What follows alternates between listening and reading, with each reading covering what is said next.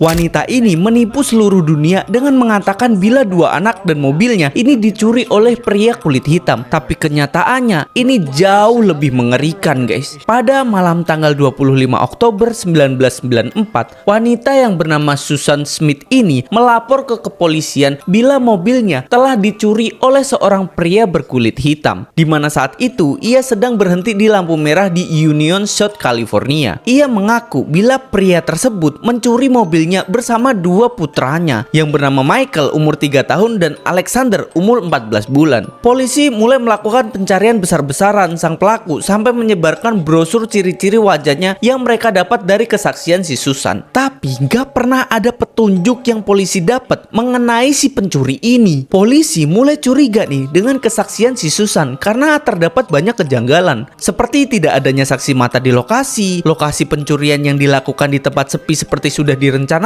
ciri-ciri pelaku yang kurang jelas, dan makin anehnya lagi, sikap Susan yang terlihat sangat tenang saat menghadapi musibahnya itu. Gak kelihatan seperti seorang ibu yang baru saja kehilangan dua anaknya. Bahkan hasil tes pilograf yang dilakukan kepolisian mengatakan bila banyak sekali perkataan si Susan ini yang berbohong, guys. Setelah 9 hari polisi mencoba menguak kasus ini, akhirnya Susan ini mengaku ke pihak media di tanggal 3 November 1993. Ia mengaku bila semua kesaksian dan laporan mobil serta anaknya yang diculik oleh pria kulit hitam itu adalah karangan dari dirinya saja. Kejadian sesungguhnya sangat mengerikan, di mana pada tanggal 25 Oktober 1994, di hari yang sama saat dia melaporkan kejadiannya itu, Susan mengajak kedua anaknya mengendarai mobil melewati John D. Long Lake di Union County, South Carolina. Kemudian mengarahkan mobilnya itu menuju pinggiran danau dan dengan sengaja menjatuhkan mobil beserta dua anaknya itu. Hal keji itu dia lakukan karena saat itu Susan ini sedang menjalin hubungan dengan seorang anak bos tempat ia bekerja, dan sang kekasih tidak ingin menjadi ayah tiri bagi kedua anaknya Susan. Susan yang terobsesi dan ingin mempertahankan hubungannya itu akhirnya melakukan hal yang sangat keji ke kedua anaknya itu. Saat dilakukan pencarian di Danau John D. Long oleh pihak kepolisian, mobil Susan berhasil dievakuasi. Dan kalian tahu apa? Kedua anaknya Susan masih berada dalam mobil itu, duduk di kursi belakang dan masih terikat oleh seatbelt mereka. Duh,